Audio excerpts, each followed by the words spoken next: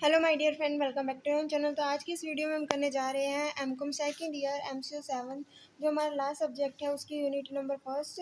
यानी कि इसमें हम देखेंगे इस वीडियो में कि कौन कौन सी यूनिट हमें इस सब्जेक्ट में कवर करनी है और हर एक यूनिट में कौन कौन से टॉपिक्स हमें पढ़ने हैं। तो सबसे पहले आते हैं यूनिट नंबर 1 जो है फाइनेंशियल मैनेजमेंट के बारे में।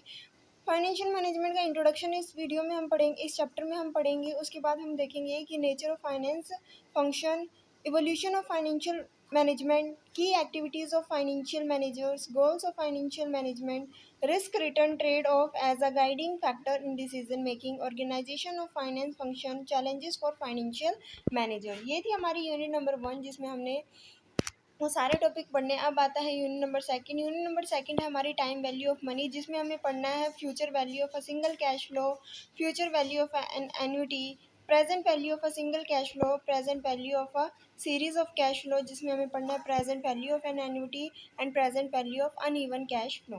ठीक है, उसके बाद आती है हमारी यूनिट नंबर 3। यूनिट नंबर 3 में हमने पढ़ना है वैल्यूएशन ऑफ सिक्योरिटीज, जिसमें हमें करना है introduction, basic valuation model, valuation of bonds, जिसमें हमें पढ़ना है effect of maturity, yield to maturity. उसके बाद आता है valuation of preference share, valuation of equity share, जिसमें हमें करना है डिविडेंड कैपिटलाइजेशन अप्रोच और अर्निंग कैपिटलाइजेशन अप्रोच। उसके बाद आती है हमारी यूनिट नंबर 4। यूनिट 4 है रिस्क एंड रिटर्न की, जिसमें हमें टॉपिक कवर करने हैं concept of risk, concept of return, types of risk, measures of risk, risk return relationship, capital assets pricing model, bore investment decision making process model और arbitrage pricing theory.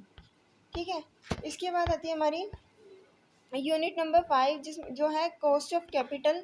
Cost of capital में हमें पढ़ना है meaning and importance, meaning of cost of capital, importance. उसके बाद आता है classification of cost of capital, computing cost of capital of individual component, cost of long term डेब्ट, cost of preference capital, cost of equity capital. ठीक है, ये थी हमारी यूनिट नंबर 5 जिसमें हमें और पढ़ना है cost of retain earning, weighted cost of capital and some misconceptions about cost of capital. ठीक है, उसके बाद आती है हमारी यूनिट नंबर 8। यूनिट 8 है source of long term finance, जिसमें हमें करना है introduction, source of long term finance, retain earning, equity capital, preference capital, debenture और bonds, term loan, venture capital. उसके बाद आती है यूनिट नंबर 10 जो है हमारी लीज फाइनेंसिंग, जिसमें हमें टॉपिक कवर करना है concept of lease financing, difference between lease and hire purchasing form of lease finance, benefit and cost of lease finance, financial evolution of the lease problem in lease financing and leasing in India. ठीक है, उसके बाद आता है हमारा next जो unit है unit number 11 जो है प्रोजेक्ट फाइनेंसिंग, जिसमें टॉपिक है इंट्रोडक्शन।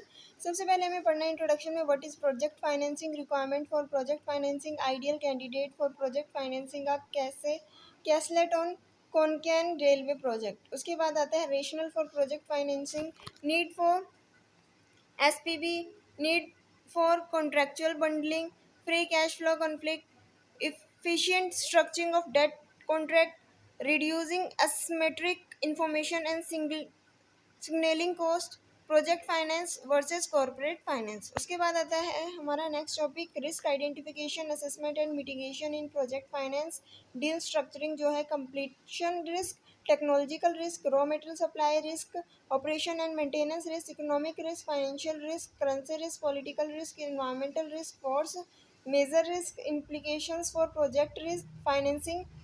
उसके बाद नेक्स्ट टॉपिक आता है फाइनेंशियल मॉडलिंग, जिसमें हमें पढ़ना है cash flow to equity and cost of equity valuation approach, Monte Carlo simulation approach to assess risk, case study of Noida toll bridge. इसमें हमें पढ़ना है project history, sponsor of the project, project cost और project finance. ये थी हमारी unit 11। उसके बाद आता है यूनिट नंबर 13 जो है लीवरेज के बारे में। इसमें हमें पढ़ना है concept and types of leverage, operating leverage meaning. ठीक है, उसके बाद है computations of operating leverage, behaviour of operating leverage, applications financial leverage meaning, computation of financial leverage, behaviour, application, composite leverage, EBIT यानी कि earning before interest and tax and EPS earning. ठीक है, analysis, EBIT और EPS analysis, importance of leverage और practical problems हमें करनी है। ये थी हमारी यूनिट नंबर 13। इसके बाद आता है यूनिट नंबर 14 जो है कैपिटल स्ट्रक्चर डिसीजन, जिसमें हमें करना है introduction, factor influencing capital structure, जिसमें हमें पढ़ना है taxes, types of asset, uncertainty of operating income, packing order and financial stake. उसके बाद आता है features of an appropriate capital structure, जिसमें हमें करना है return, risk, flexibility, capacity, control. उसके बाद आता है EBIT, EPS analysis, capital structure theory, जिसमें हमें करना है MM प्रपोजिशंस 1, M प्रपोजिशन 2, ठीक है। Integrations of tax effect and financial distress cost, capital structure decision and practices. इसके बाद आता है हमारी यूनिट नंबर 15 जो है डिविडेंड पॉलिसी डिसीजन, जिसमें हमें करना है why firm pay dividend, investor like dividend as informal signal, dividend as a tool for changing financial mix, dividend reduce management discretion.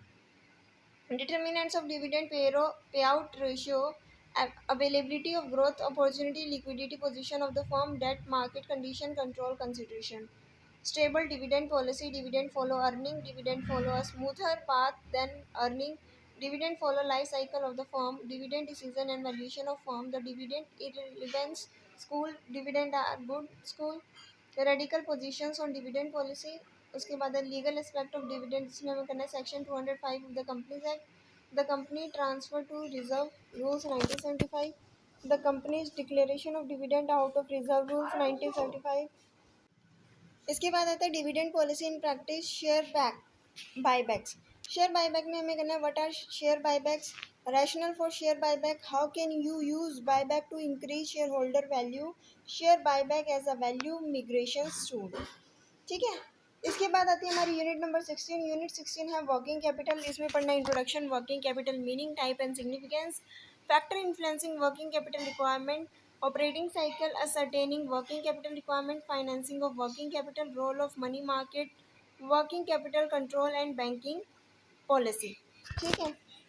इसके बाद आता है यूनिट नंबर 17 जो है कैश मैनेजमेंट, जिसमें हमें पढ़ना इंट्रोडक्शन के बारे में, मोटिव फॉर होल्डिंग कैशली, cash forecasting and budgeting, managing cash collection and disbursement, optimum cash balance, investment of surplus cashly in marketable security, electronic banking। इसके बाद आता है यूनिट नंबर 18 जो है इन्वेंट्री मैनेजमेंट, जिसमें हमें पढ़ना introduction, need for holding inventories, जिसमें हमें करना है transaction motive, precautionary motive, speculative motive, objective of inventory management, return risk और risk return trade off, inventory management technique, economic order quantity, EOQ with quantity discount, reorder level, safety stock, maximum stock level. उसके बाद आता है selective inventory control, always best control, ABC analysis, just in time inventory control और inventory turnover ratio. इसके बाद आता है unit number 19 receivable management, जिसमें हमें करना है introduction, nature and goals of credit policy variables, credit evaluations of individual account, जिसमें हमें करना है collecting credit information, credit investigation, credit granting decision, monitoring receivables, factoring और सिक्योरिटाइजेशन, ठीक है।